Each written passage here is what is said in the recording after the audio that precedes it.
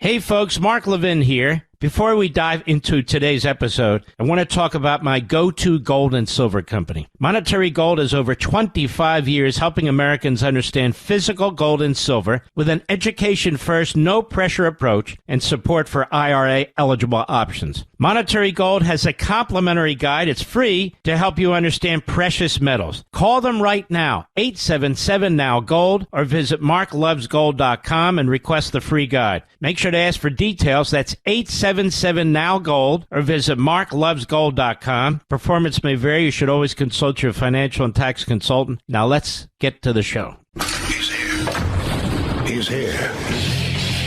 Now, broadcasting from the underground command post, deep in the bowels of a hidden bunker, somewhere under the brick and steel of a nondescript building, we've once again made contact with our leader, Mark Levin.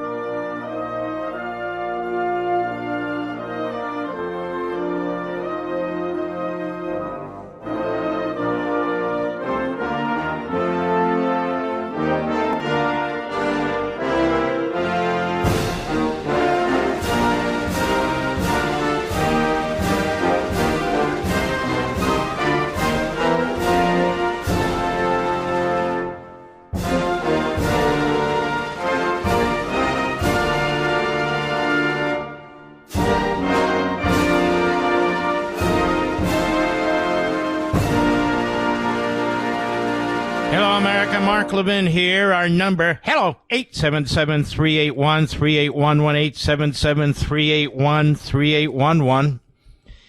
Well, there's a lot to go over today. Let me ask you folks a question. If there were an individual, the number 2, the deputy at the Director of National Intelligence Office, and this office was created after 9/11, to gather all the intelligence from throughout the federal government and to present that information to the commander-in-chief once or twice a day to ensure that the commander-in-chief had the very best information from all the intelligence elements and assets we have to make a decision on behalf of the United States of America, to protect us. And what if you find out that the number 2 person in that office,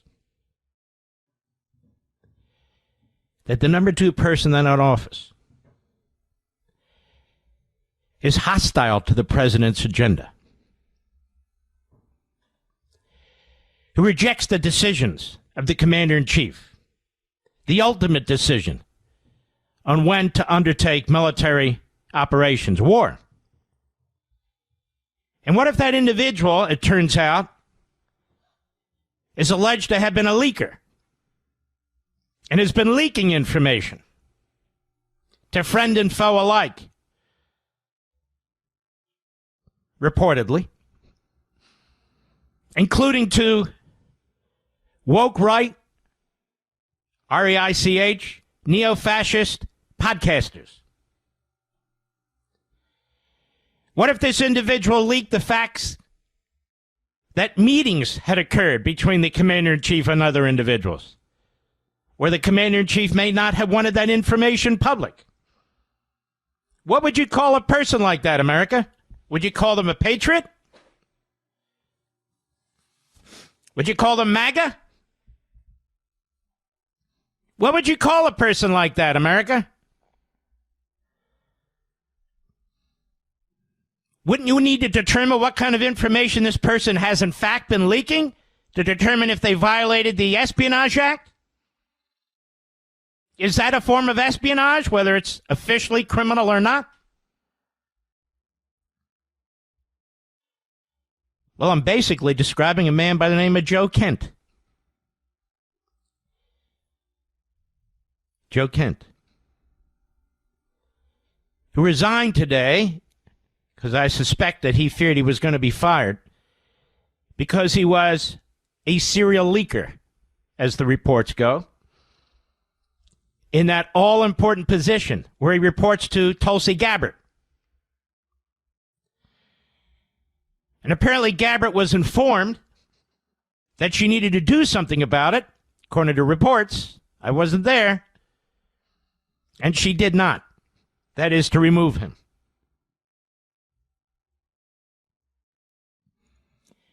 There are literally individuals circling the wagons around this man,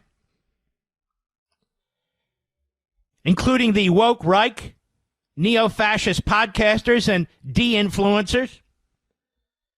And, of course, the Marxist Islamists who opposed his appointment in the first place, the Democrats in the Senate who opposed his appointment in the first place, are now praising him.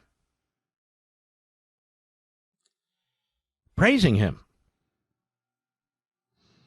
Turning him into a martyr. Furthermore, according to reports and things that I've been reading, this is a man who dabbled in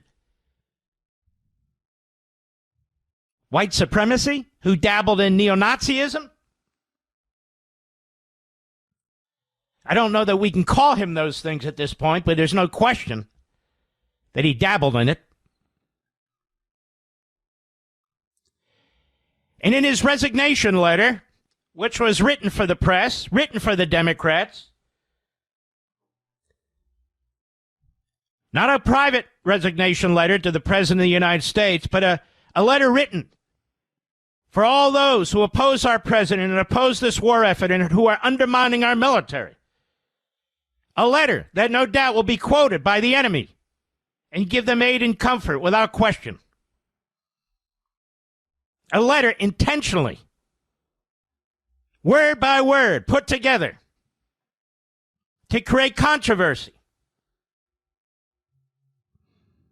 and to make the job of our president much more difficult and the men and women in uniform who are fighting these Nazi terrorists more difficult. While his defenders talk about his 11 deployments in the war and his great service as a military man. And it was. But the people fighting in this war today deserve the same amount of respect and support. And this man who dishonored his appointment, dishonored himself, this man is effectively smearing, undermining the men and women in uniform today who are taking on this horrid enemy. And he does a number of things in this letter. He decides that there was not an imminent threat. He, not the president, not the vice president, not the secretary of state, not the secretary of war, he decides there's not an imminent threat, thereby trying to use his former position and his resignation to destroy support for the president as commander-in-chief in this war effort. It is a disgusting disgrace. He is a disgusting disgrace. Nobody's questioning his military background and the things he did in support of his country. We're talking about what he's done now. What he's doing right this minute. He's immediately embraced. Immediately. By Catarleson, by Kelly, by Jones, by Owens, by Fuentes. Immediately embraced by them and more. And how dare you question him, they say, unless you've served. I guess they're not familiar with the American system of government. We're allowed to question anybody, whether we've served or not. But even if we haven't served, we still have a responsibility to speak up for our country, our commander-in-chief, and the men and women who are in the field fighting the enemy right now, regardless of who's stabbing them in the back, regardless of the background of the person stabbing them in the back. And that's exactly what this Joe Ken is doing. Stabbing the president in the back, the Secretary of State in the back, the Secretary of Defense, the CIA director, and our men and women in uniform. He has a conscientious objection, you see, to the war. But he doesn't have a right to leak if that's what he did. And if you leak classified information, we have a law called the Espionage Act that you're familiar with by now.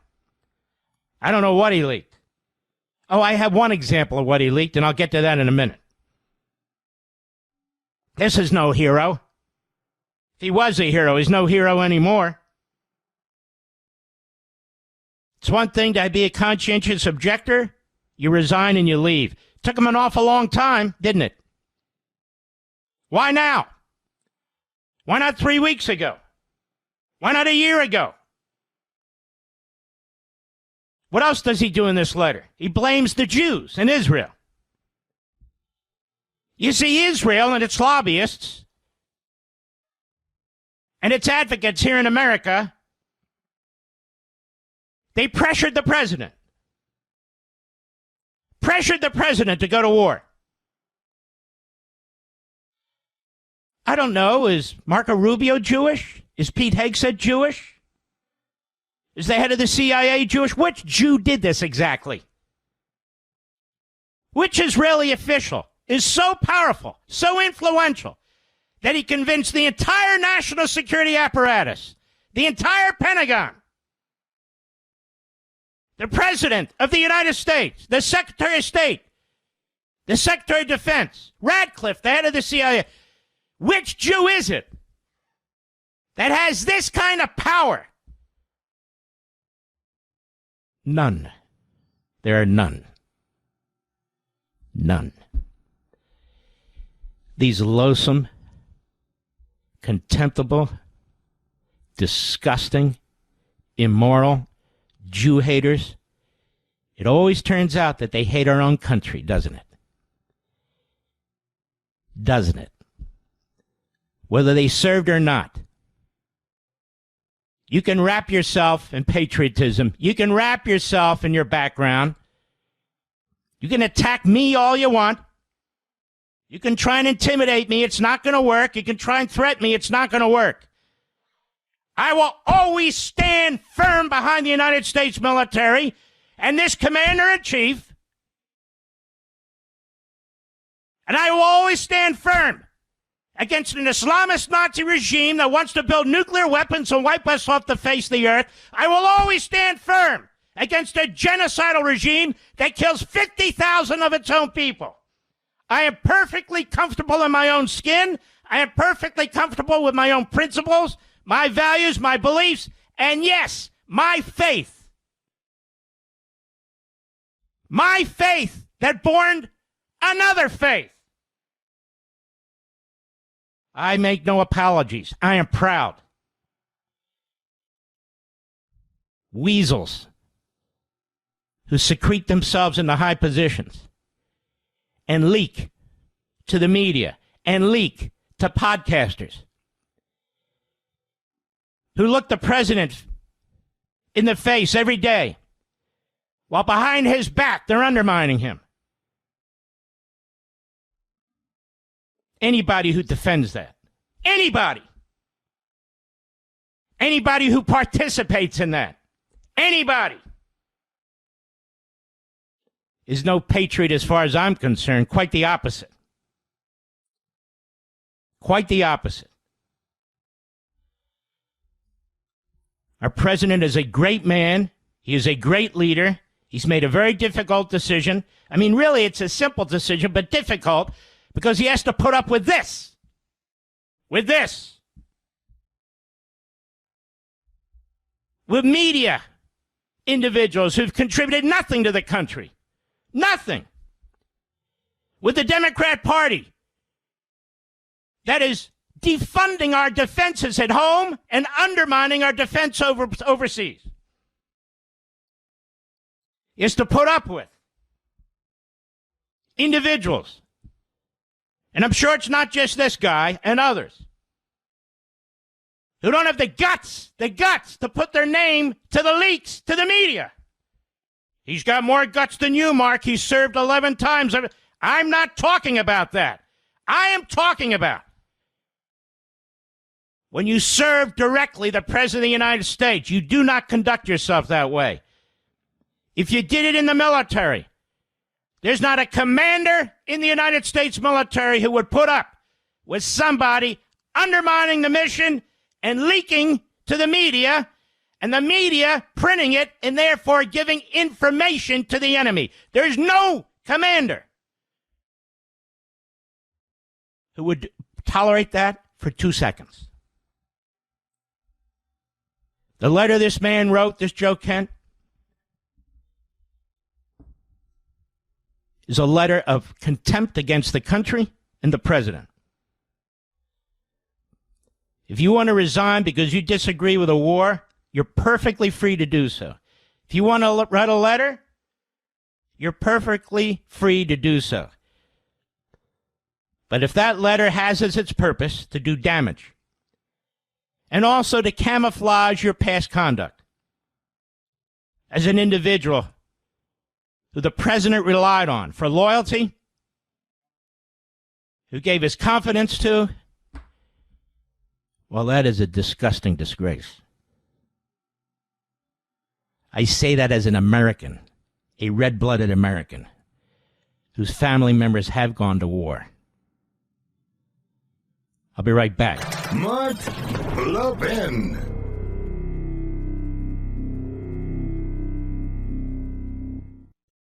Folks, many central banks around the world, the same institutions that print all that money, they're buying gold at record levels, and they're not speculating. It seems like they're diversifying away from the U.S. dollar. Many global central bank gold holdings have now surpassed the holdings of U.S. Treasuries. The problem is the endless spending, the endless borrowing, driving up interest rates and driving down the value of the dollar. This is where my trusted friends at Monetary Gold come in. With over 100 years of combined trading floor experience, these are people who have lived through every market cycle. And right now, for qualifying accounts, Monetary Gold may cover your IRA fees for the life of your account. So call Monetary Gold today, 877-NOW-GOLD. That's 877-NOW-GOLD. Or visit marklovesgold.com, marklovesgold.com. It's a company built on trust and built to last. Call 877-NOW-GOLD or go to marklovesgold.com. Results can vary. Always consult your financial and tax advisors before investing.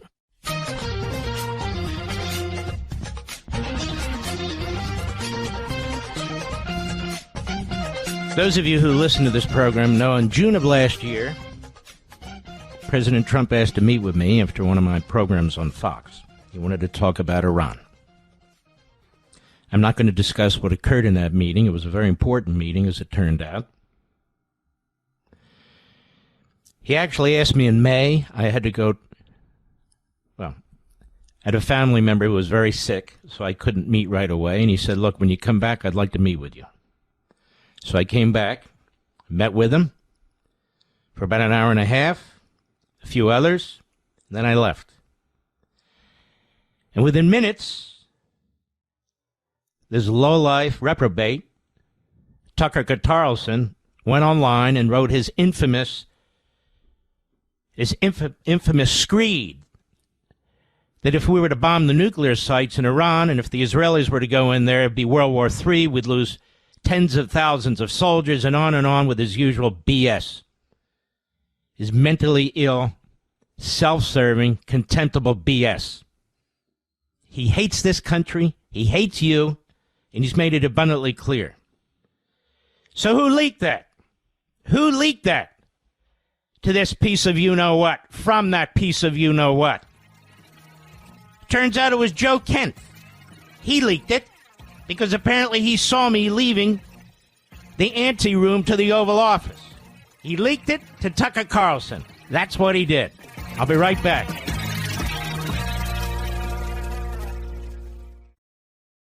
I believe disciplined investors don't panic during price dips. They capitalize on them. If the gold and silver surged into the $5,400 to $5,500 range, we saw a sharp correction recently as some folks took profits. But many financial minds didn't run. They accumulated. Because in a long-term bull market, dips can be opportunities, not warnings, because you look at the trajectory. The fundamentals driving gold's rise haven't changed. And silver, well, silver dropped more than 11% recently, and many analysts call it exactly what it was. A consolidation, not a collapse, and it's back moving up again. And right now, for qualifying accounts, monetary gold may even cover your IRA fees for the rest of your life on your account. That's a real value if you're moving retirement funds into precious metals. So call Monetary Gold today, 877-NOW-GOLD. That's 877-NOW-GOLD. Or visit marklovesgold.com, marklovesgold.com. Results can vary. Always consult your financial and tax advisors before investing.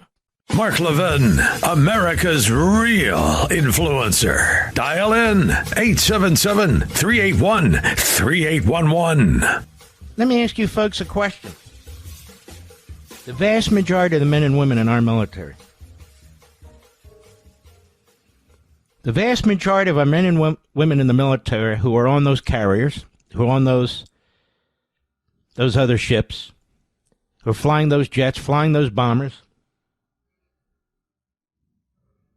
the vast majority are Christians.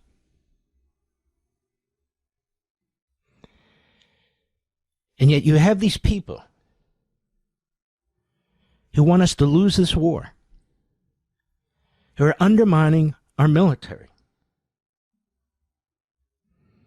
for their own personal pursuits, grift, agendas, fame, who claim to support white Christian men. Do they support white Christian men? Is that what they're doing today? Supporting white Christian men? No. What are they supporting? Islamists. Islamist Nazi dictators in Iran. They're undermining our military. They're undermining our commander-in-chief, a white Christian man. They're undermining our Secretary of Defense, a white Christian man. They want to talk race? Well, let's talk race. Let's talk religion. Let's do it. You've got the Jewish state and a majority Christian country, Judeo-Christian, shoulder to shoulder, trying to defeat an Islamist Nazi terrorist regime that wants to blow the Jews off the face of the earth and the Christians off the face of the earth. And these little bastards, these Lilliputians, these nobodies, weasel their way into government, use their little podcast platforms to undermine us. A majority Christian nation. And then they claim to be white supremacists who stand for Christianity while they're destroying Christianity and Judaism and everything else. I'm learning more and more about these numbers, quote unquote, of these influencers. The more I get into this podcaster business. And let me tell you something, ladies and gentlemen. Much of it is absolutely fraudulent. Fraudulent.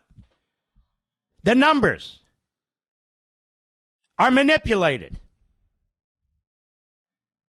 Some of these entities buy ads, listen to me,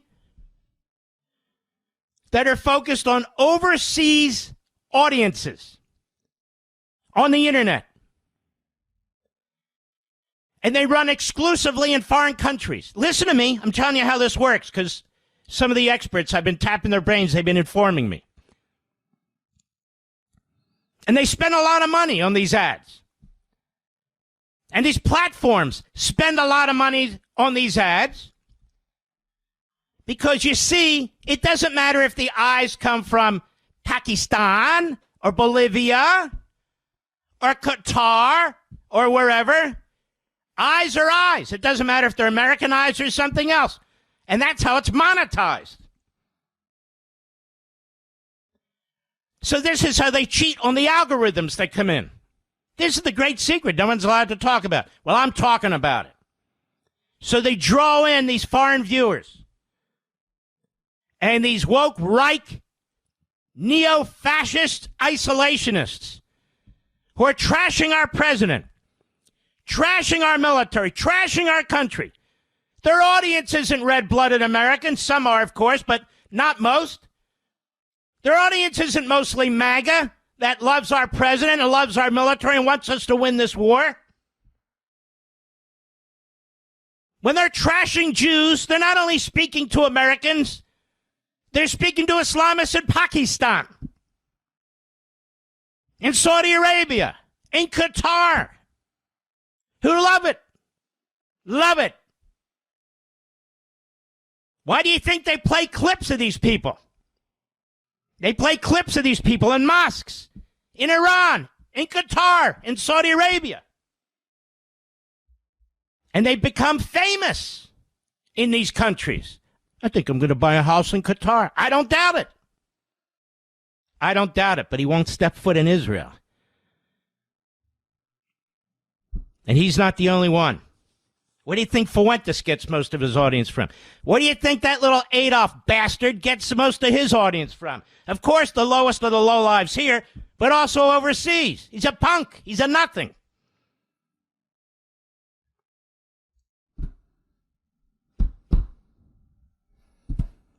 Owens, same damn thing. Same damn thing. You know, Megyn Kelly's very, very lucky. Very, very lucky that I have a wonderful wife and family and producer and crew. Because I was going to cream her once and for all in ways that she has never experienced, Mr. Producer. Was I not? And I was talked out of it. I had people sending me information over the transom that you wouldn't believe. But I'm going to leave it. I'm going to leave it. I'm not going to go further into the gutter with these people where their heads are. I'm not going to do it. Any moron could do it. I'm not going to do it. I'm just not. There's Alex Jones. He's not only broke, he's stupid. Stupid. He's like an addled homeless guy sitting in a beach chair on the corner somewhere in Manhattan yelling at the top of his lungs, "Oh, the neocons and the neocons and the neocons." Now, you're just a con, pal. You have the IQ of a watermelon. These are what we're dealing with. People you'd never socialize with, people you don't want to be around. They all have their own weird psychoses going on. You look at this guy, Bannon. He's a crook. He's an admitted crook. He's got videotapes with Epstein. He won't release them. And he still acts like nothing's ever happened. He's not held to account for anything. Just keeps burping on and on and on. It's incredible. The president is right. They think they have influence, but they don't. Now they're gonna bring this guy Kent on to draw more and more eyes, because that's how they work. The more crazy ass they are, the more viewers they get. Not you. And then that will be pushed through the system at the Drudge Report, at Mediaite, on MS Now, on CNN. They will use it against the president. They will use it against our armed forces. They will give aid and comfort to the enemy. Already Bernie Sanders said, "I don't agree with everything about Joe Kemp, but on this I'm with him." Every Democrat virtually has said the same thing. They hate this guy, Kent. But he's a useful idiot. He's a useful idiot. And they like their useful idiots, don't they? Marjorie Trader green. That's all she cares about, the green. Marjorie Trader Greene. She gets more FaceTime. I won't comment on that either. She gets more FaceTime than she ever got. She's a fraud. They're all frauds. Think about it. Just think about it. And so, of course, Kent, they're going to tell you about all his service in the military, which is laudatory. He should get a great deal of credit for this.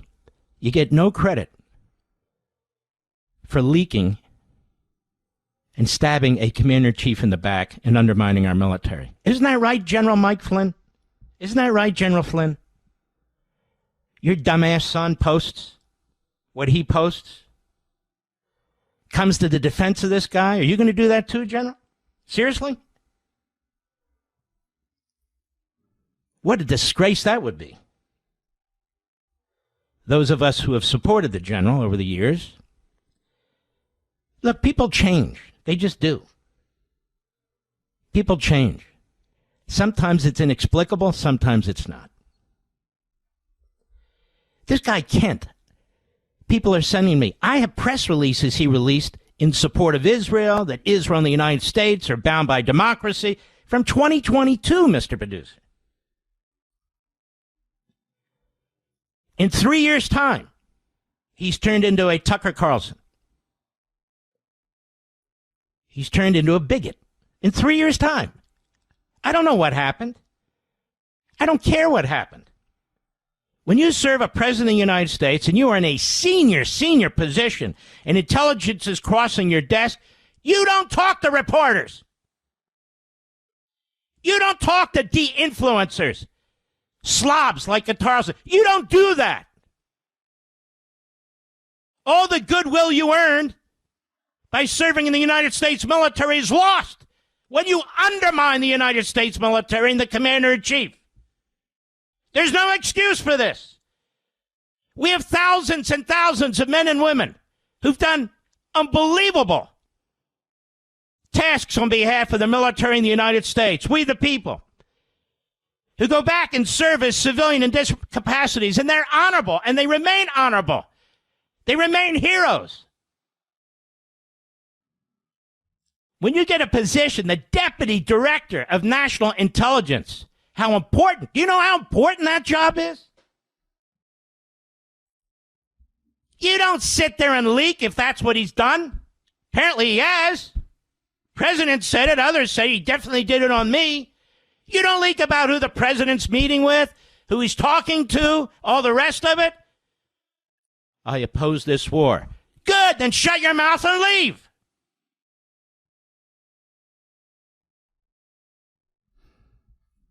You don't conduct yourself this way.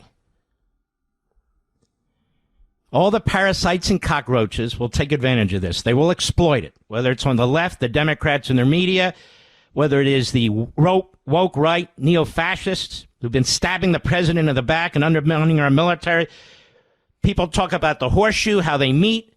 You know, I developed this horseshoe. I talked about this political spectrum for 25 years. That you and me, you look at the horseshoe, we're at the bottom. We're not right-wing, we're not left-wing, we're constitutional conservatives. We are the core of why the nation was founded. We're not right-wing. We're constitutional conservatives. We're not nationalists and populists.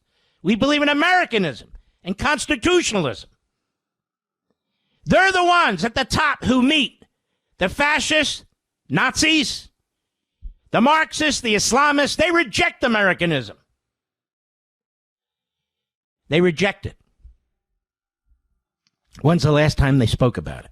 When's the last time any of these melonheads have tried to educate their audiences or convey to their audiences patriotism, allegiance to the country, how fantastic our country is, how fantastic our Constitution is, the Declaration, our founders and framers. When is the last time they even talked about it? It's the 250th anniversary of the founding of our country, and they're trashing it and they're undermining the president, and they're undermining the military, and they're attacking Jews and Christians. They're denying Judeo-Christian values that were the foundational principles of this country. They reject it. And then they tell you they're America first. Then they tell you they're MAGA. These people are going to destroy the midterm elections because too many people are going to sit out because they're sick of these people. They're sick and tired of it. They're turning off, them and everybody else. And that's what little Ada Fuentes wants. He's already said, don't vote Republican. MAGA's dead. Vote Democrat. That's basically what Catarleson has said. They're all saying, MAGA's dead. That's you, Mr. and Mrs. America. You. MAGA is what? The Tea Party. MAGA's the Trump Revolution, the Reagan Revolution. MAGA's constitutional concert. They're telling you you're all dead. You're all finished. You hate each other. 92% of us support the president in this war effort. 0% of them do. 0%. The Democrats, the media, the neo-fascist woke right, they don't support what you support. I'll be right back. Mark Levin.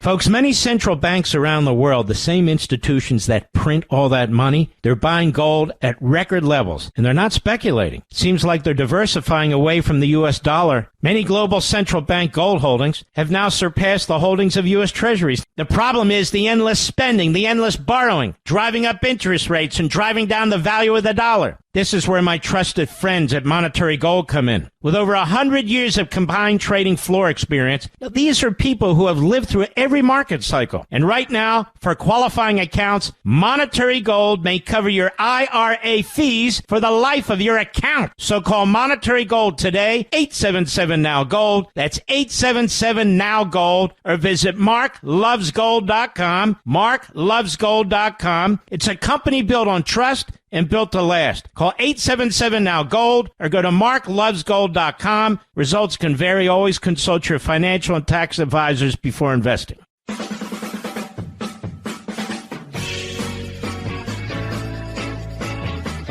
These Islamist bastards killed 46 Americans on October 7th. And as hostages, they took 12 hostages who were Americans. That's enough of a reason to go to war. They killed over 600 of our soldiers in Iraq. And all told, when you count the Marines that they murdered and all the rest, over 1,000 of our soldiers. And thousands of casualties of Americans. They tried to assassinate our president twice. And they're building nuclear missiles to blow us off the face of the earth. And I got to hear that this isn't an imminent threat? Not an imminent threat? No. So says the genius Joe Kent. And of course, his opinion is what should rule. Anybody vote for Joe Kent? He's a one-time congressman, and then he couldn't win again. His opinion, man, he should rule. Oh, and Tucker Carlson, he's a genius. Oh, he knows everything, this guy. Just ask him. I'd like to take his DNA to determine if he's actually a human being. I'll tell you what, Tucker, you take your DNA and I'll take my DNA. Let's see what background you are. I don't think you're as pure as you think. I really don't. I don't think you're pure at all. What do you think of that? And this guy Fuentes, I'd love to see his DNA. Fuentes. White supremacist. The guy's got Mexican background. I'm a white supremacist. No, you little puke. That's what you are. And Alex Jones, does it look like that guy's ever missed a meal, Mr. Producer? No. No. These people are messing around with the wrong person, aren't they? I've only just begun. Hour 2 in a few minutes. It's a remarkable article I want to share with you, as well as some comments by the President of the United States that I think you'll want to hear. I'll be right back. This segment of the podcast is exclusively sponsored by Pure Talk. Pure Talk offers great coverage and can save your family money on your wireless bill every single month. Go to puretalk.com to find the plan that's right for you. Thank you again for listening, and thank you so much for this sponsorship, Pure Talk. He's here. He's here.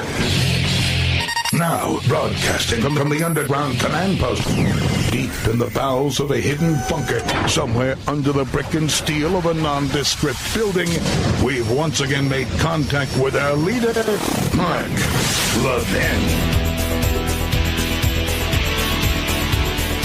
Hello, America. Mark Levin here. Our number, 877-381-3811. I want to read something to you. I can get my glasses on. Hold on. I got these new reading glasses that mean I can actually read the words that I'm trying to read. Hold on once. Ooh, these are nice. Ooh, look at that. Whole new world. I'm saddened and angered by the violent attacks against our ally Israel. Hamas's unprecedented violence was made possible by the Biden administration providing the number one state sponsor of terror, that would be Iran, $6 billion and sending over $300 million of our tax dollars to assist terrorists in Gaza. Biden has consistently enabled Iran and its proxies to indiscriminately attack Israeli civilians. Marie Perez did not condemn Representative Pramila Jayapal when she labeled Israel a racist state, and she refused to remove the anti-Semitic Representative Ilhan Omar from the House Foreign Affairs Committee. When I get to Congress, this is when he was a Republican running against a Democrat, I will not authorize 1 cent of financial aid to Iran or Hamas, and I will make sure Israel gets the weaponry they need to keep themselves secure. That's Joe Kent. That's Joe Kent. October 7, 2023. 2.5 years ago. Today he says there's no imminent threat from Iran.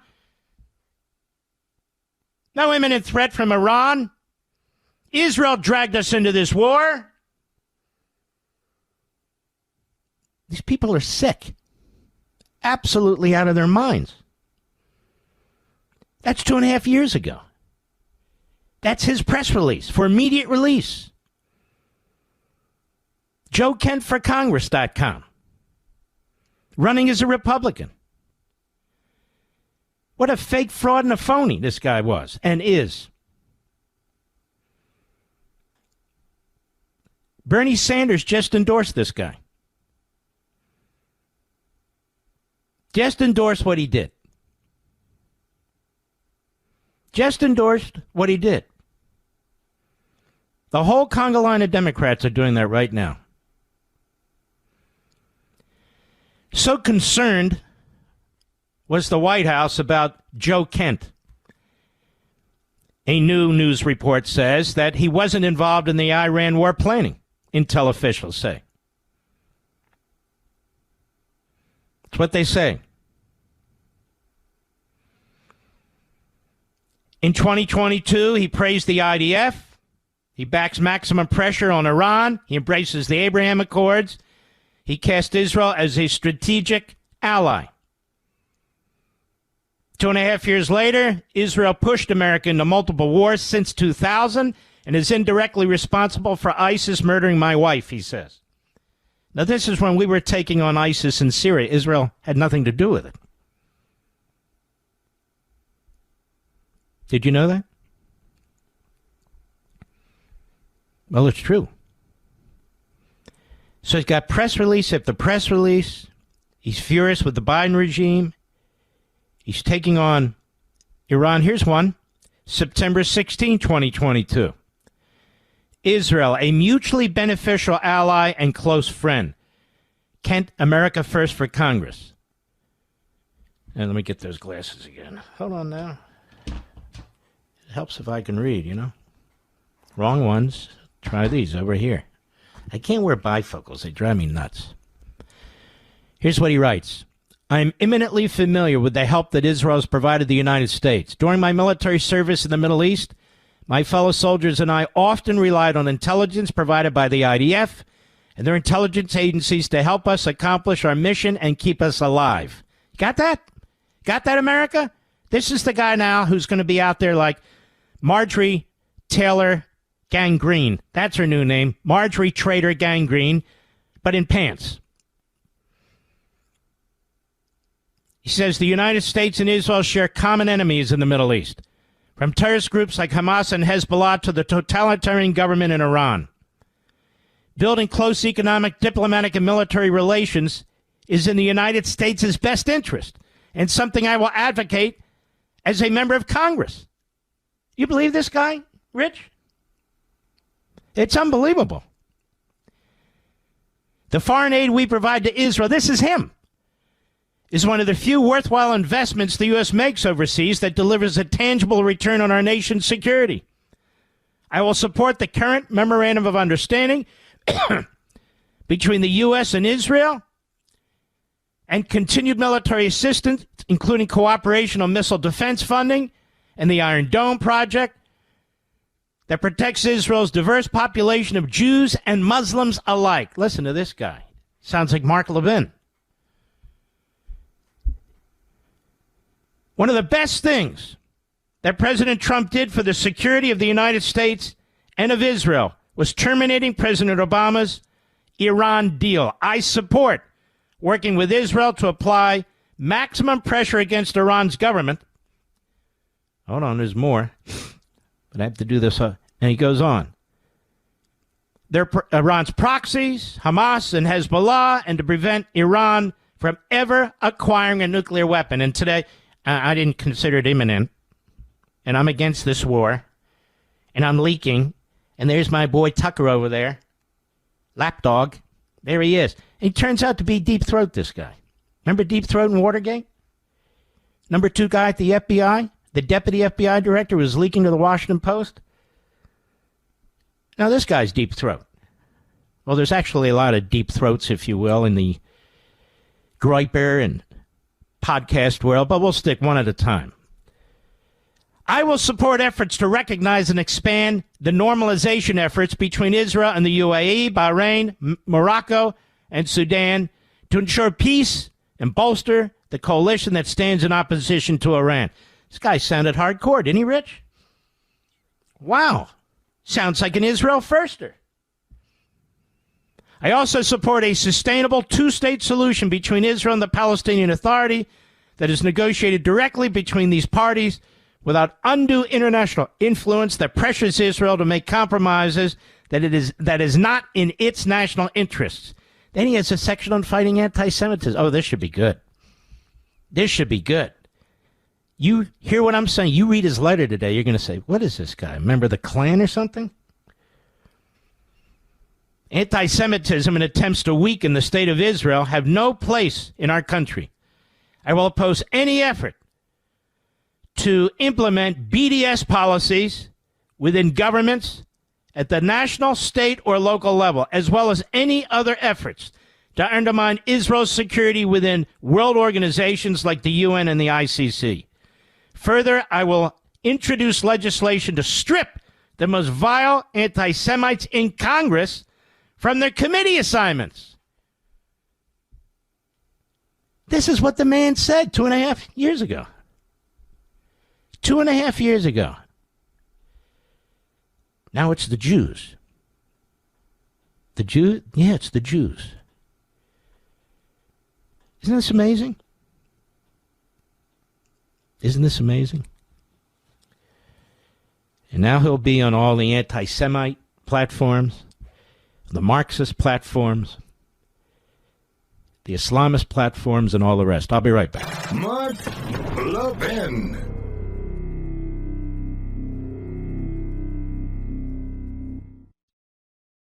It's time for a little spring cleaning, and I know where to start. Go drag your old, dated wireless contract out of the closet and beat it with a broom. Then freshen things up by switching to Pure Talk, my wireless company that gives you unlimited talk, text, and plenty of data, just $25 a month, with no contract, no cancellation fees, and no overseas customer service if you ever need help. I'm guessing you're going to like them as much as my listener Paul from Greer, South Carolina. He says, I finally listened to Mark Levin's advice and switched from Verizon. Verizon. I'm getting the very same service for less than half of what I was paying Verizon. You know, I long wondered if these much lower services could provide the same level of service as the big boys. Now I know that Pure Talk certainly can. Thank you, Paul. Now it's time for you folks to make the switch, too. Go to puretalk.com/Levin, puretalk.com/Levin, and you'll save 50% off your first month. That's puretalk.com/Levin, and switch to a wireless company that shares your values. Pure Talk, America's wireless company.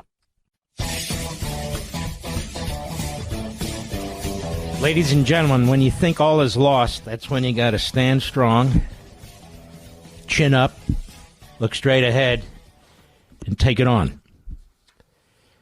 It's what I've done my whole life, but I want to encourage each and every one of you to do the same. You know, Rush used to say, and I used to say, these people play to the left. They want to be loved by the left-wing media. That's what they do. It's just much easier. But when the left-wing media is done with them, they just roll them up and throw them away. They roll them up and throw them away. They're useful idiots. This is another useful idiot to the left and to the woke right neo-fascists. You explain to me how that man running for office 2.5 years ago said what he said, and then how he says the exact opposite in the most loathsome, bigoted, hateful way. Undermining the president, undermining the war effort. You explain to me how that can be. Excuse me.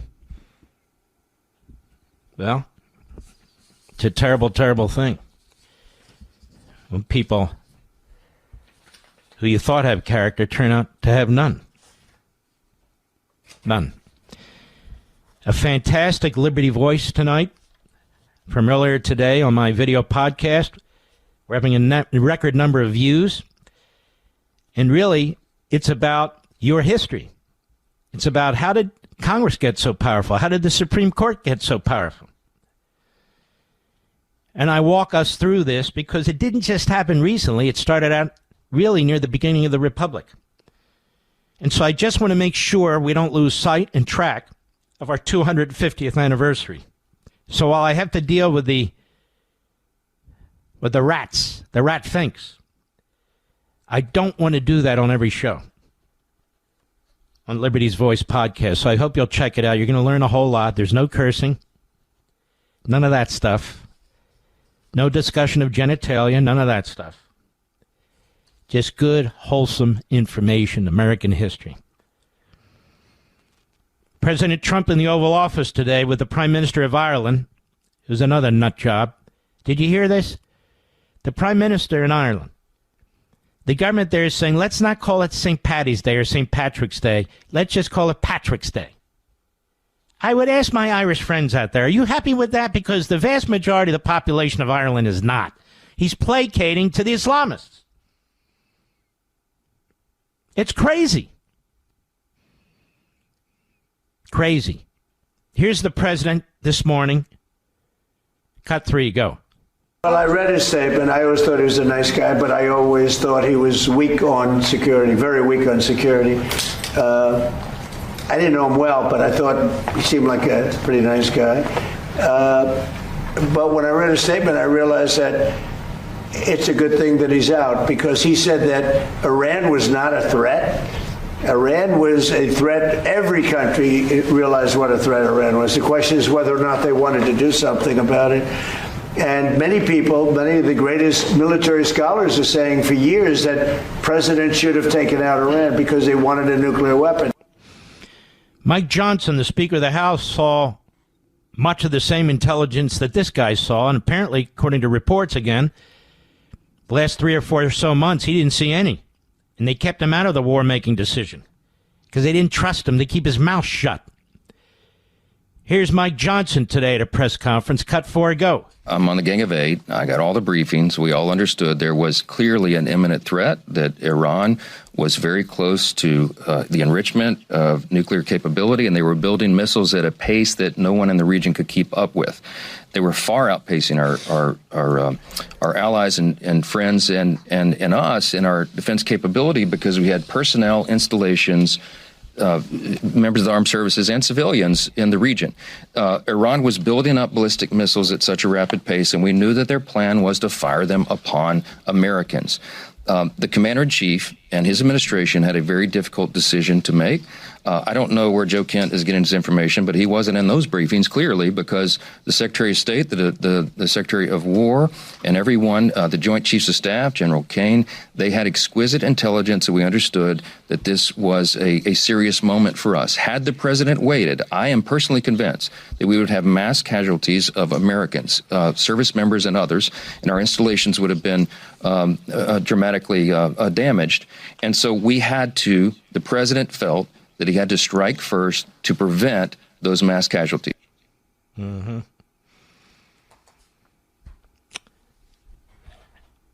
These people who second guess the president, that's bad enough, but then try and undermine the mission. This guy, Joe Kent, is now going to be Nicole Wallace, as an example, on MS Now. I don't know why they changed it from MSLSD to MS Now. Look at this. We have a big change. All the same a-holes are there.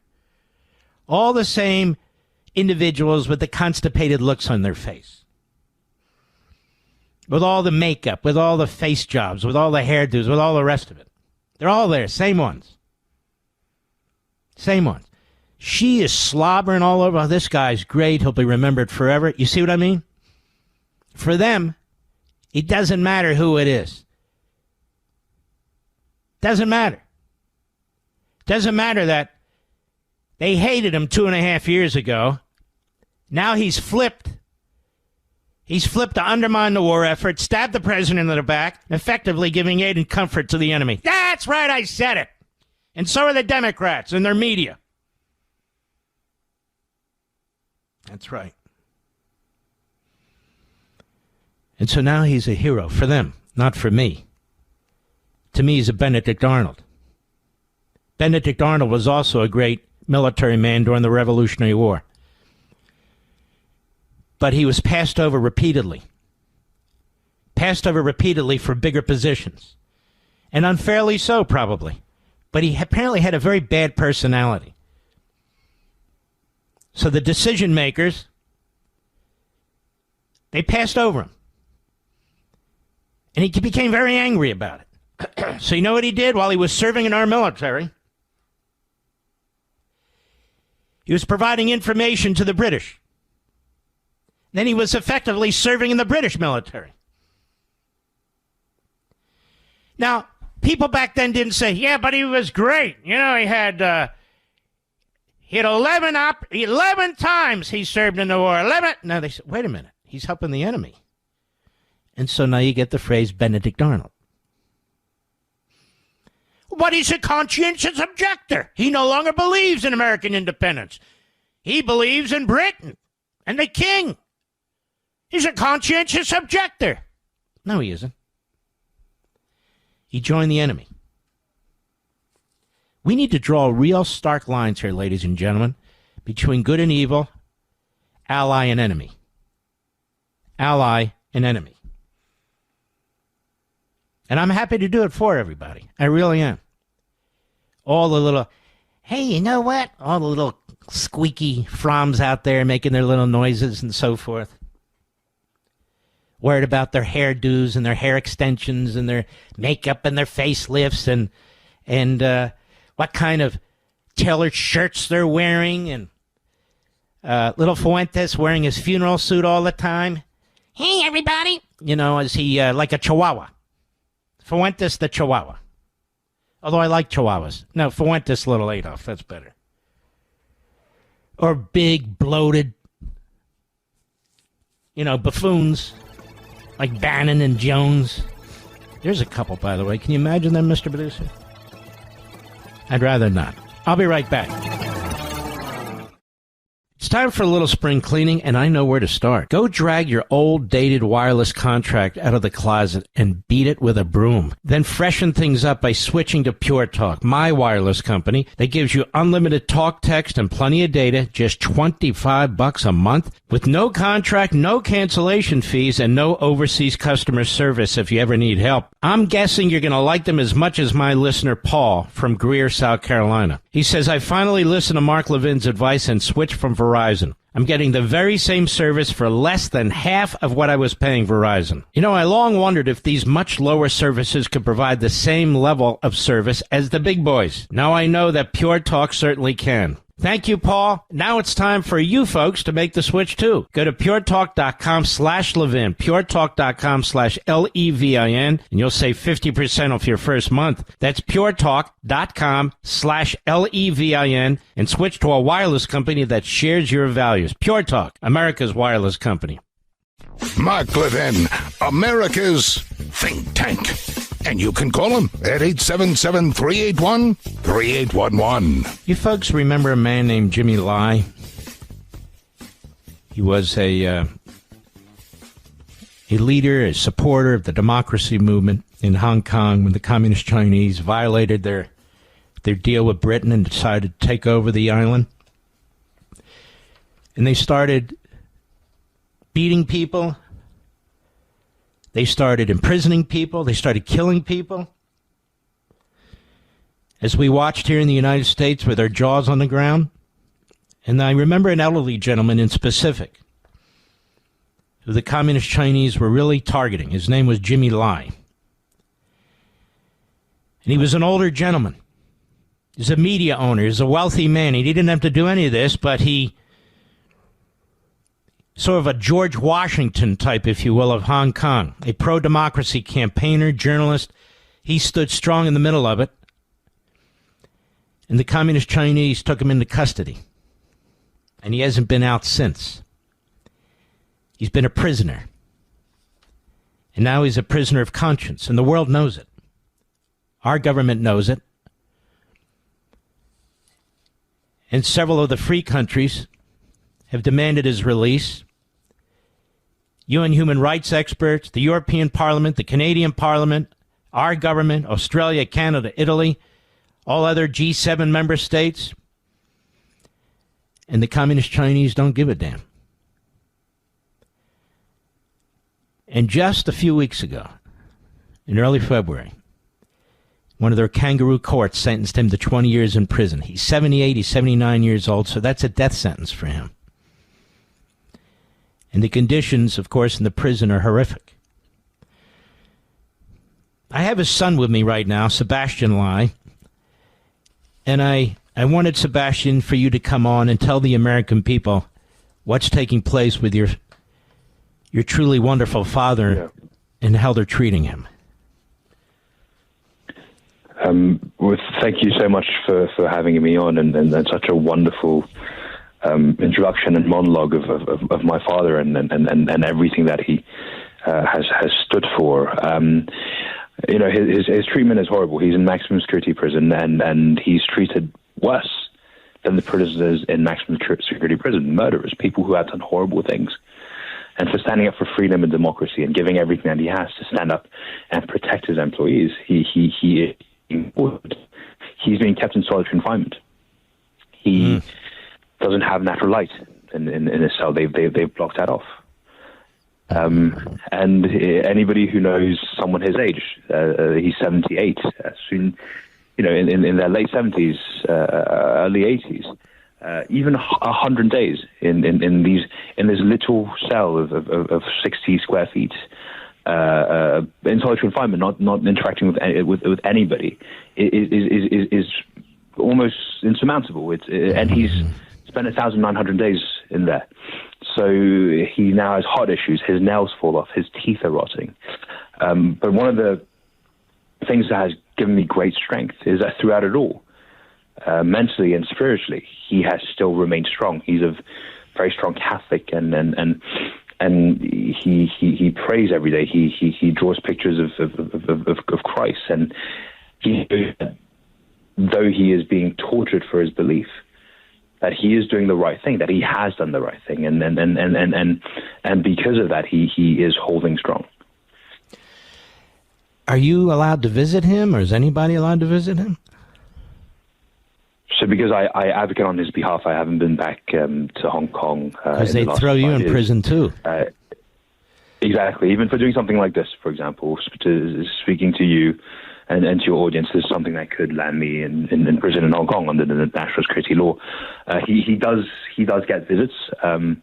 It's relatively rare. He gets 4 visits a month, and that is the only time one of the only times he ever has contact with another human being. But he gets visits. Mm-hmm.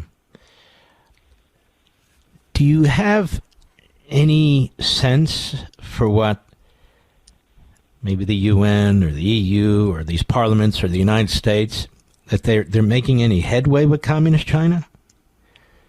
Are they doing enough? Look, we've been so incredibly grateful by the leadership that President Trump has shown on my father's case. He's mentioned multiple times that this is, getting that it would be very meaningful for China to release my father. Obviously we know that there's a trip upcoming, and I think, that this is a relatively easy thing for China to do, to put a 70-year-old man on a plane. And not only easy, it'd be morally the right thing, and it'd also be rationally the right thing for them to do, given that the president has said that this is would be such a meaningful gesture, and so many other countries have joined the U.S. leadership and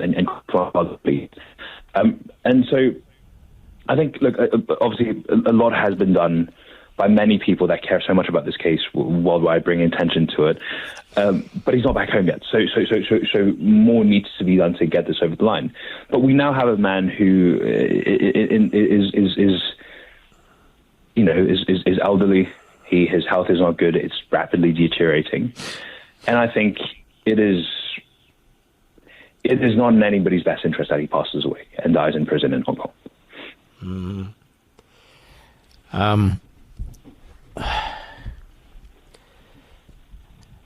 I'm afraid to ask you too many questions, because if you answer them, it may cause him more problems, if you know what I mean. I'm sure I'm not exactly the number one American to that regime over there either. So there really is this prison that he's in. The worst of the worst are in there, of course, but I'm guessing there's probably a lot of students who wanted freedom who are in this prison too, correct?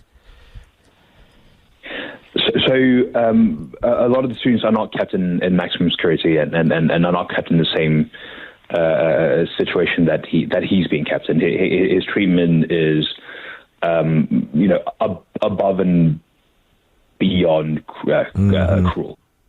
And I think, look, I think in my father they see this man who has refused to bend. This man who, like you said, could have, as he would say himself, if he escaped, he could have lived very comfortably, but by staying, he has lived meaningfully. And because of this courage, because he did what, I think other people see themselves in this nation doing, for people who have this courage. He is being tortured for that, and they're, what they put him through is an attempt to break him. How many years has he been there? 5 years. 5 years. To give you some context, more. Yeah, so 14 days of solitary confinement is considered prolonged solitary confinement. He has spent more than 1,900 days in solitary confinement. It's inhumane. In addition to you, tell me about the rest of his family. Yeah, I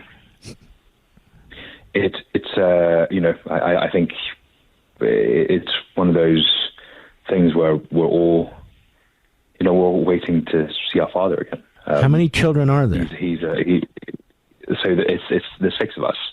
But he also has grandchildren. I have never met my my child.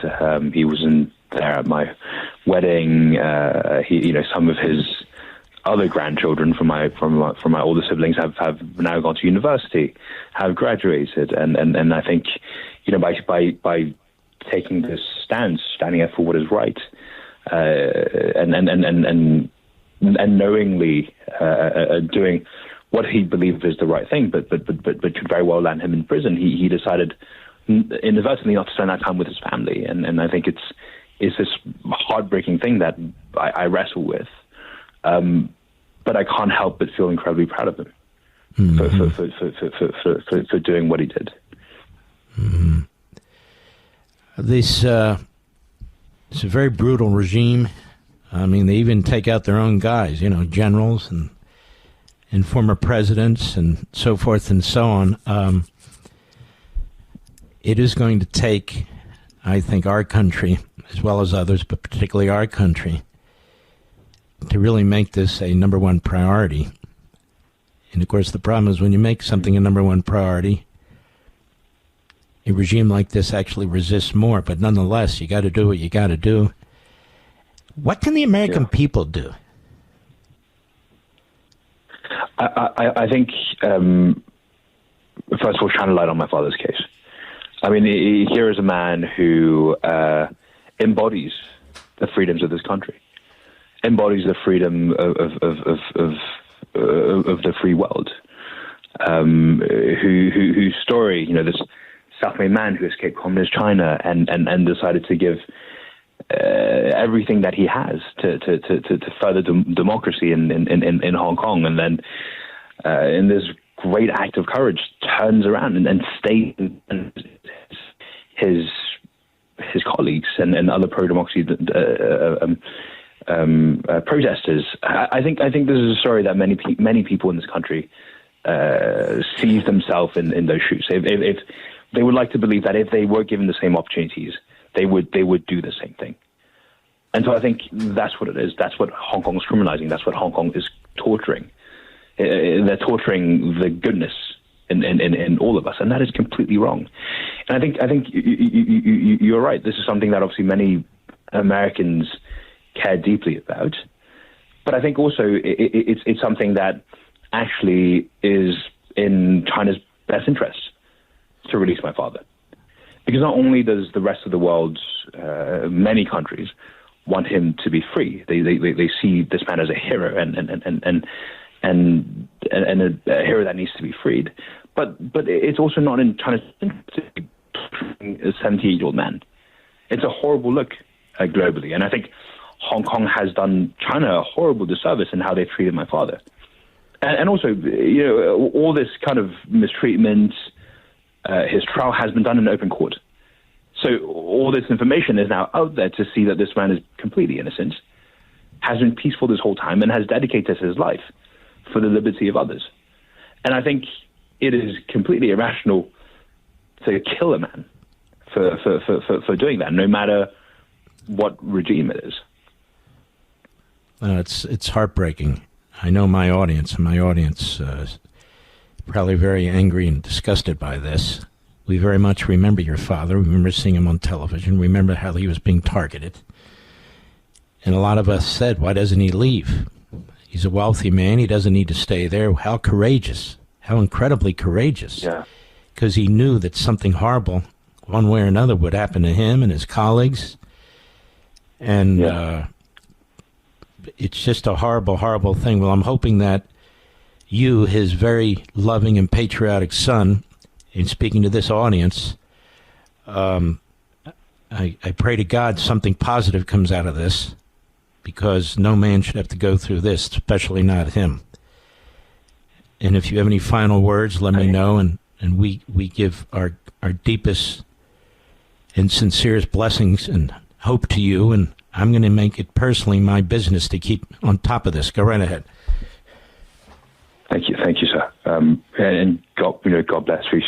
God bless you for saying that. I think, I think he stayed believing that, and I'm sure he was right that by staying and by being this kind of figure, if they arrested him, then they would not need to arrest as many people. If they took him, it means that his journalists and other people might be safe. And I miss him a lot, and I think what he's done is incredibly brave. And I still remember when he was first arrested and released, and then he was rearrested. But in that time, someone asked him, Jimmy, knowing that it's in the last 30 years, it's all come to this, that you're probably going to spend the rest of your life, or that there is this large possibility that you're going to spend the rest of your life in prison. Do you regret it? And he turns around and says, look, in the detention center, they give you this very thin blanket, so I couldn't really sleep. And as my father said, he said, I look back in the last 30 years, whether I would have changed anything. And then he pauses and he says, I wouldn't have changed a damn thing. I think that's an incredible man. Yeah. Absolutely incredible human being. All right, Sebastian. Well, thank you very, very much. Many people have heard you now, especially me. And I want to thank you, and God bless you and your family and your father. Thank you, sir. Thank you. Thank you. You're welcome. You're welcome. More than welcome. I think I'm going to text somebody tonight, Mr. Producer. We shall see. We'll be right back. Mark Levin.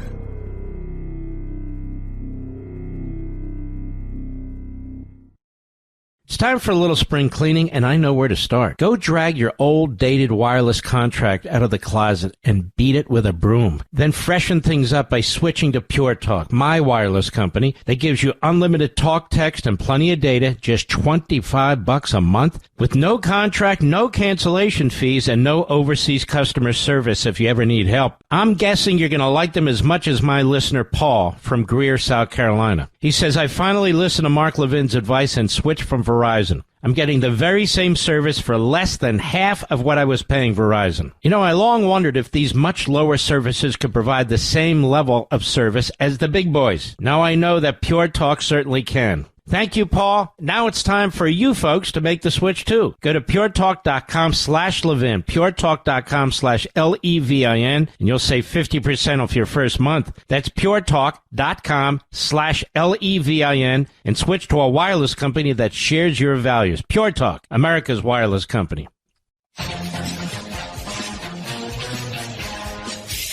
Sad, isn't it? Terrible. Terrible, terrible. Be nice if he's released, can come to the United States and be a great patriotic American citizen, because he would be. Before the communist Chinese did what they did, Hong Kong was considered the freest place on the face of the earth. Did you know that? It's considered the freest economy on the face of the earth.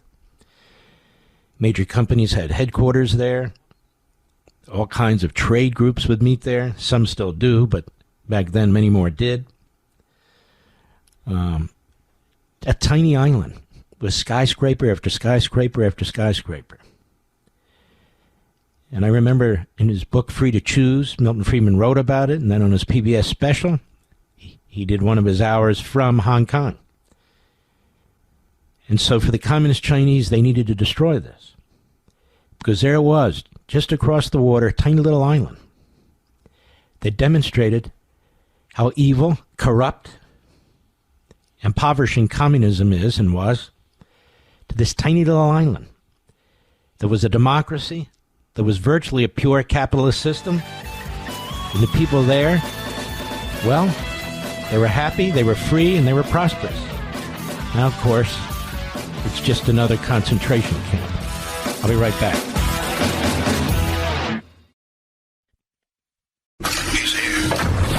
He's here. Now, broadcasting from the underground command post, deep in the bowels of a hidden bunker, somewhere under the brick and steel of a nondescript building, we've once again made contact with our leader, Mark Levin. Hello, America. Mark Levin here. Our number, 877-381-3811, 877-381-3811. You know, we constitutional conservatives, you, Mr. and Mrs. America, the patriots you are, we need to be focusing on the enemy. Now, we have an enemy within, You know, the Marxist Islamists and this woke right neo-fascists who claim to be influencers, they're de-influencers. The president wants nothing to do with them. He's made that clear multiple times. And now they're turning on him. Well, when they turn on him, they're turning on you and me. They're turning on us. And they have to rely on these foreign viewers and the Democrats and the Marxists and the Islamists to watch them, to build them up now. They're now on the other side. Please understand what I'm saying. Carlson, Kelly, Bannon, Jones, who the hell else is there? Fuentes, they're even telling you where they stand. I'm adjacent MAGA. I'm no longer Republican. I'm voting for the Democrat. This is what they're all saying. So they're not you. So they're them. They're them. They want to play both ends. It's not going to work. So we ought to be facing on the threats within and the threats without. Unfortunately, they're part of the threats within, but I want to focus on one of the other ones, a significant one. There's a great piece at Real Clear Politics, cholera, by our friend John Lott. The terror threat Americans aren't supposed to discuss. Of course, we discuss it here. By the way, we're going to have Senator Ron Johnson on, at least he's scheduled at the bottom of the hour if he's still free, to discuss, I meant Rick Scott. What did I say? Ron Johnson. Rick Scott, one of my senators from Florida, good man, on the Save America Act and the vote that took place, and he'll explain it. So John Lott writes, many commentators claim that Islam does not pose a threat of violence in the United States. Influencers such as Tucker Carlson often repeat this argument. Others, including then-President Joe Biden and FBI Director Christopher Wray, have argued that white supremacists represent the primary domestic threat. They are a threat. They're just not the primary threat. Yet March alone saw multiple terrorist attacks carried out by Muslims. In Austin, a terrorist wore a sweatshirt reading "Property of Allah" during an attack. In New York City, bomb throwers shouted "Allahu Akbar" while throwing a homemade shrapnel bomb. At Old Dominion University, a shooter yelled "Allahu Akbar" and had previously been convicted of supporting ISIS. Another attacker, whose brother was a Hezbollah terrorist commander, targeted Temple, Israel, in Michigan. And yet another attack involving 3 men of Iraqi origin targeted the U.S. Embassy in Norway. The Austin, Old Dominion, and New York City bombers and the Michigan synagogue attackers were all foreign-born individuals who were naturalized U.S. citizens. Terrorist attacks take many forms. For example, the January 2025 truck attack in New Orleans with an ISIS flag on the truck left 14 people dead and 47 injured. But let's focus the discussion on one type of attack that has been extensively studied, writes John Locke: mass public shootings. Researchers define a mass public shooting as an attack in which a perpetrator kills 4 or more people at one time in a public space, excluding crimes such as gang fights or robberies. Looking at all mass public shootings from 1998 through 2025 reveals several patterns. Islamists commit these crimes at a disproportionate rate, while males commit them at a rate below their share of the population. Most shooters express no clear political ideology. From January 98 to December 2025, the United States experienced 108 mass public shootings by 111 shooters. 8 of those shooters were Muslim, 7.2% of the total. During that same period, Muslims averaged 0.4% of the population. In other words, their share of attacks was 18 times their share of the population. Am I allowed to read this, Mr. Producer? It's public. The attacks included those carried out by Suleiman Tolovic in Salt Lake City in 2007, Nadal Malik Hassan at Fort Hood in 2009, Mahad Yusuf Abuzaziz in Chattanooga in 2015, Omar Maleen in Orlando in 2016, Arkan Satin in Burlington, Washington in 2016, Ahmed Al-Awala Elisa in Boulder, Colorado in 2021, Syed Rizwan Farouk and Tashfeen Malik in San Bernardino, California in 2015. By contrast, 7 attackers, 6.5% of the total, expressed white supremacist, neo-Nazi, or anti-immigration views.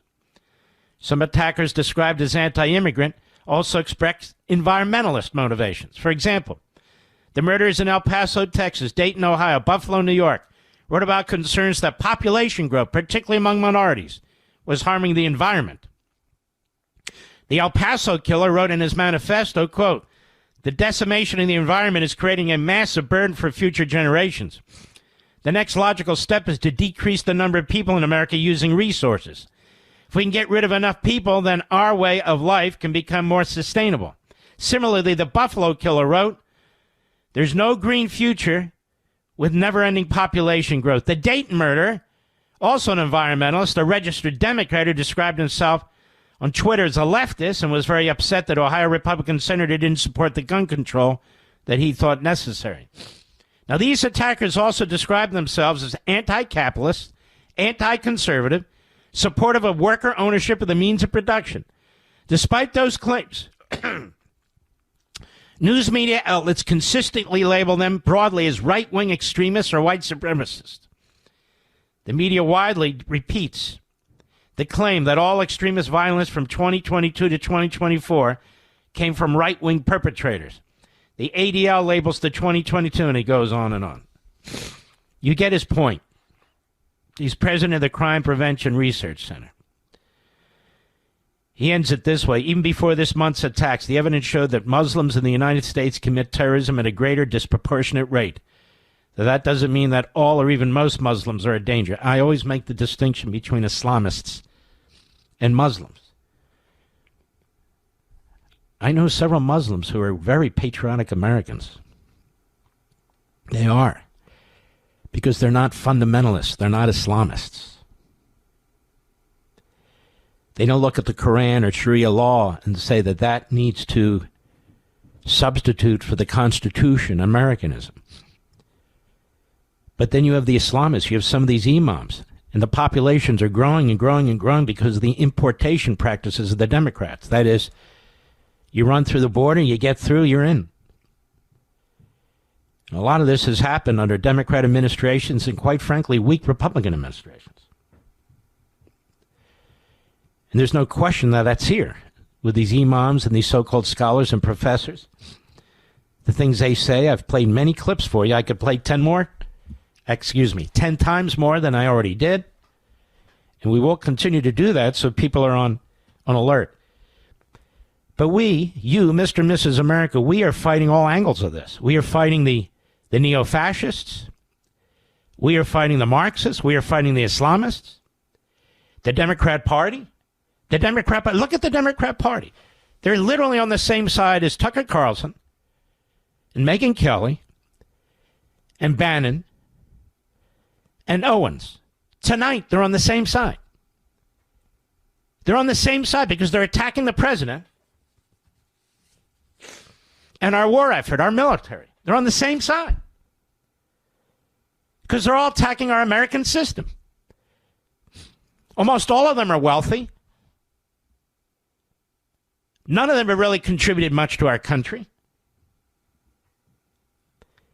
People are following them. Most of them are not red-blooded, constitutional conservative Americans. I've already explained to you how this algorithm is working now and how they're really lying to us about their influence and their reach. There is no algorithm for talk radio, just so you know. No algorithm. We know where our audiences are coming from in each and every part of the country. I don't have any idea how many foreign listeners we have. We have a lot, but they're not counted in the ratings. Same with Fox. It's a big foreign viewership, but they're able to determine what their ratings are and their listenership in each and every major city and beyond. What the podcast companies do is they cheat. They cheat. They push out advertisements, as I said in hour one, in foreign countries. People hit the advertisement, and then what shows up, Mr. Producer? The Tucker Carlson podcast, the Megyn Kelly podcast, or the Bannon podcast, or whatever. And so when they hit those commercials, those podcasts pop up. I learned all this today and yesterday. And so that affects the algorithms. And the algorithms are life and death. Life and death. In other words, how many viewers do you have? How many watchers on your video do you have? And they don't care, for calculation purposes, where they're from. They could be from Utah. They could be from Azerbaijan. They're counted the same. And at no time will any of these podcasters tell you where most of their audience comes from. They're not going to tell you. They'll just tell you how big it is and how they're getting bigger, although some of them are really losing a lot. They're losing a lot of followers, a lot of viewers, because they're losing you, because you've had enough of them. I'll be right back. Mark Levin.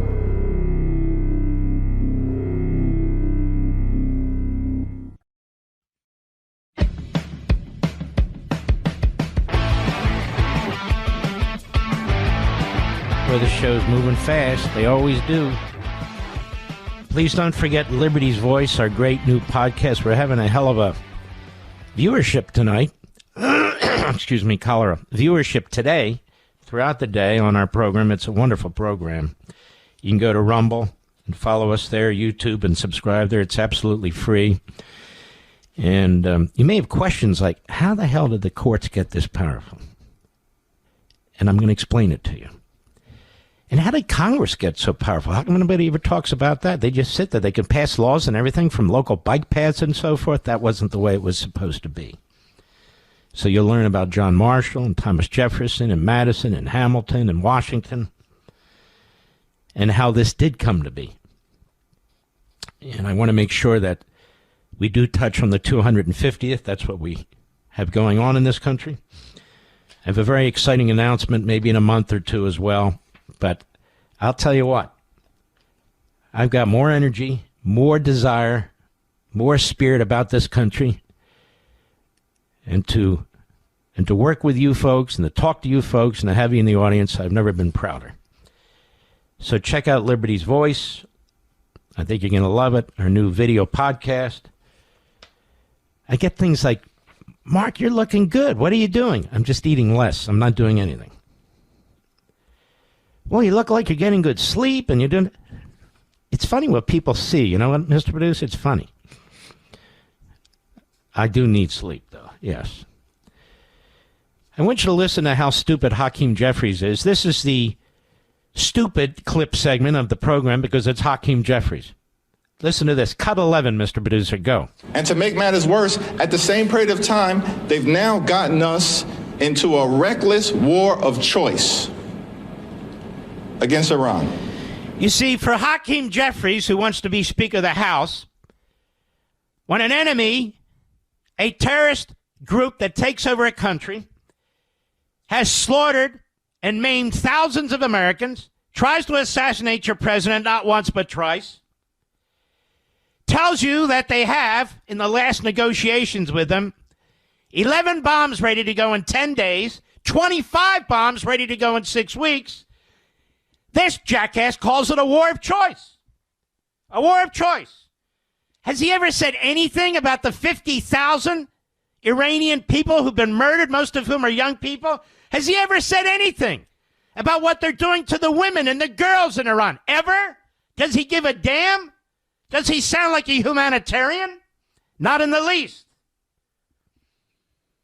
A war of choice. We're 16 days into this. We've decapitated the regime. Nobody thought that was possible. Their Navy is dead. Nobody thought that was possible. Their Air Force is non-existent. Their ground-to-air missiles are gone. Their entire missile defense system and radar system is wiped out.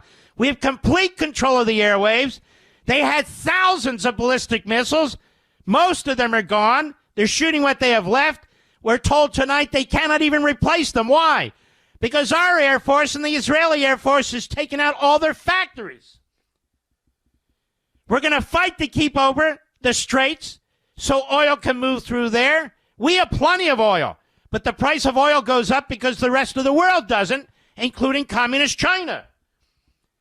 And these guys want you to believe the cost of the bombs, we could be using that. Using it for what?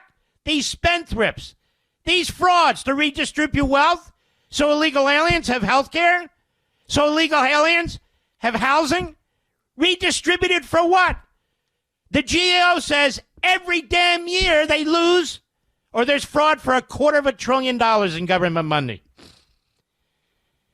The money has never been spent better than on our military equipment, our military ammunition, and the men and women who fight for this country. So the Democrats are rooting for the enemy. The woke right neo-fascists are rooting for the enemy.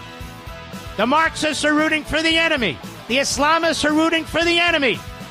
And we're rooting for red-blooded Americans, our president and our military. That's the difference. I'll be right back. Mark the 10, the thunder on the right.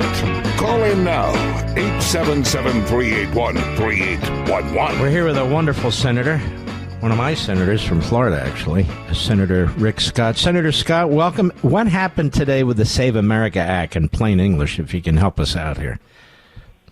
Well, here's the positive. The positive is we started on the bill. They used the bill that came over from the House. So it took 51 votes to get on it. We got 51 votes to get on it. So now we're doing what we should be doing. We're debating. We're talking about what should happen. Where's the American public? And I spoke on the floor today and say, here's what's nice. Well, you always think the Senate is so partisan. Guess what? The American public on this, they're not. It's not. They're not. They're very bipartisan. Republicans want this, Democrats want this, independents want this.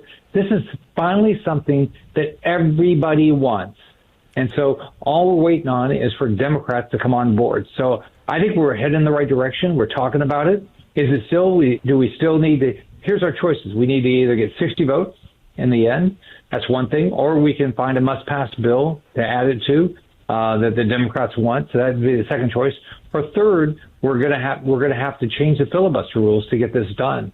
From my standpoint, the filibuster was always used to stop debate. It was not supposed to be used to stop bills. So I think we've got to look at all these options to try to get this passed. We have to figure out how to get this passed. Is it going to be easy? No. It's going to be hard, but that's what we're up here. We're up here to do what the American public wants us to do. They want voter ID for elections. They want to make sure you're a U.S. citizen to register to vote. That's what they want. We've got to get this done. You know, it's very odd the Democrats are putting everything on the line to try and block this. Doesn't this kind of expose them as supporting fraud? I mean, basically, these are anti-fraud requirements. That's what they can say. Oh, yeah. What's that? First they say, oh, it's Jim Crow. But guess what? Everybody has to have an ID to get on an airplane, go to the doctor's office, buy a lottery ticket, all these things, buy a six-pack of beer. To vote, why not have an ID? So then they say, oh, women, they won't be married women. They'll never be able to vote. That's complete BS. Like, I'm married. My wife can figure out everything. I've got two adult daughters. They're not going to be limited in their ability to get to vote. All they have to do is do an affidavit saying, hey, yeah, I changed my name. Okay, that's it. How's that hard? So then, so it's just, they're just liars. The Democrats, they want fraud. The only way they can win, they are so crazy. The only way they can win is through fraud. And it's so true. And the only way that they're able to do what they're doing is because the media are in their back pocket, aren't they? Yeah. So just remember, Jim Crow was done by Democrats, not Republicans. Exactly. Right. So why when Schumer comes out and says that, why don't they say, yeah, but your party was the one that did it? Which they are. Yeah, the media doesn't help us ever, but I don't get the media. Because this is good for them, right? None of us, I don't care what party you are. You want your vote diluted by somebody who doesn't have a right to vote? I don't like Macron. I don't get to vote against him. I don't like Stormer. I don't like Carney. But guess what? I don't get to vote there. You're not a U.S. citizen. You're not voting here. You don't have a right to. This is our country, not your country. So, and what the Democrats did, they let all the millions of people in, and now they want them, they think if they can get them to, let them vote, they'll vote for them. So that's what this is. It's fraud. And makes you mad. Let me ask you something. The midterms coming up, putting aside the political environment, in terms of the number of seats, who has more seats up than the other? Do you know? Oh, well, we probably have the ones that are at risk. Yeah. They're targeting 4 of our seats, right? And so we've probably who are they targeting? Two that we haven't. They're targeting Susan Collins in Maine, John Husted in Ohio. Tillis is not running for re-election, so it's an open seat there. We got Michael Watley running there, and then they're targeting Dan Sullivan in Alaska. So that's what they're targeting. Now, what's our pickup option? John Offutt. There's no reason we shouldn't have two Republican senators in Georgia. You're right. So so it'll be hard, but you'd think that if we get the right governor candidate and they bring out the vote, then we have a shot there. We have a shot in Michigan. It's with Mike Rogers. But guess what? We have to have something give people reason to vote for us. We've got to secure elections. Trump is doing everything he can. He secured our borders on his own without the help of Congress, right? We gave him additional resources, but he did it without any new laws, like the Democrats said. He's trying to, look at what he's doing in Latin America. Look at what he's doing in Iran. He's given people reason to vote for us, but we got to give people a reason to vote for us. We've got to get the Trump agenda accomplished, and this is number one on Trump's list. And by the way, he should always, on the Save America Act, Mike Lee is the hero. He's been fighting this forever. He's been up here longer than I have, and he's been fighting to make sure this gets passed for a long time. Ron Johnson has been an unbelievable fighter for this. Yeah, no, those are good men there. How's leadership doing? It seems like they finally realized they got to get down and dirty with this. Well, we started on the vote. As you know, the way it works is the leader gets to decide what we vote on. We've been talking about this. Mike Lee, Ron Johnson have been talking about this for a long time. And the public isn't. Let me tell you, the public is engaged. Every place I go, whether it's a campaign event or whether it's to the grocery store or the barbershop, the first thing everybody says to me is, you've got to pass the Save America Act and secure our election. So I think Thune sees how important this is, and so we're starting now. We gotta fight like hell, and hopefully, look, the best thing that can happen here, and the easiest, is Democrats finally say, enough's enough. I'm not going to win my election if I don't support something Democrats want, and the Democrats all across the country want this. So maybe the Ossoffs, all the Democrats that are up, are going to figure out this is really bad for them, and that's how the Civil Rights Act was passed back in the 60s. They talked, and eventually the Democrats, they had to come around. So maybe we'll have the same opportunity here. I'm hopeful. I know Mike Lee and Ron Johnson, we're all hopeful. Let me ask you the last question. What they're doing with the TSA and the Coast Guard and the rest is really defunding internal security for this country. They don't seem like they're going to buckle. What's going on with that? So, it's interesting. Think about this. They shut down government last fall. The only reason we got reopened is the FAA workers stopped showing up. So Democrat senators have said, hey, they have, they've got a mortgage. They're getting paid. So Democrat senators all want to get paid.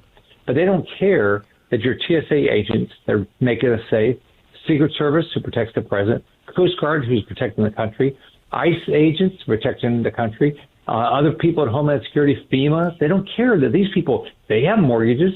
They haven't gotten paid. I mean, you look at how unfair this is. These are people that a lot of these people don't have extra money, and they didn't get paid last fall for how many days that was, and now the same thing's happening again. How unfair is this? I flew on Monday. I guess that was yesterday, and I told the TS agent that, look, I'm sorry. I wish I could do something to make sure you got paid, but they all got it. They got the Democrats don't care about them. So I don't. But they don't. But I can tell you what, Democrats don't care. There's they're not talking to me about it. And Trump put out very reasonable proposals, and they never respond. Yeah, no, they want to do this as long as they can and blame you guys, and they think the press is going to help them. Senator, I want to thank you. You're really a great patriot, and you're doing a great job, and I appreciate it. Well, thanks for your friendship. Thanks for what you do every day. You're changing the country. You too, sir. God bless you. He's a good man.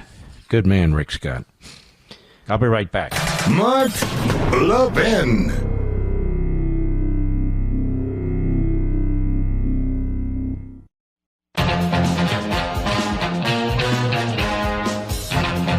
Are you able to play cut 14, Jamie Raskin, who is a constitutional illiterate. He actually taught constitutional law. I guess he taught it at the University of Moscow.